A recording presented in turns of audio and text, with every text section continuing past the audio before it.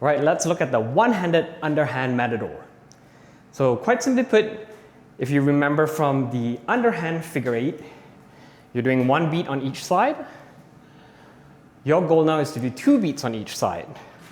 1, 2, 1, 2. 1, 2, 1, 2. Not 1, 1.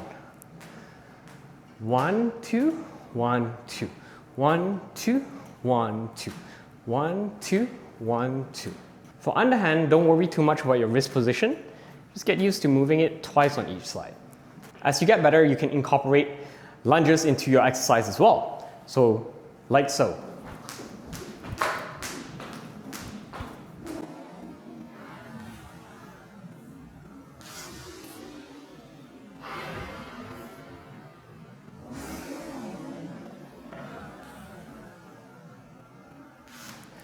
What you want to remember is when you lunge, your goal is to have counter rotation.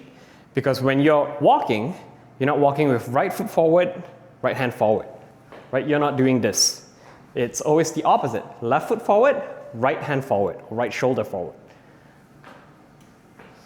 So when you're swinging the rope, whether it's overhand or underhand, when you go to the left side, it's your left foot that's doing the forward lunge.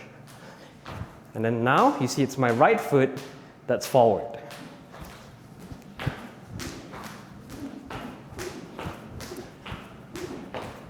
Again, it's not just about the hand movement.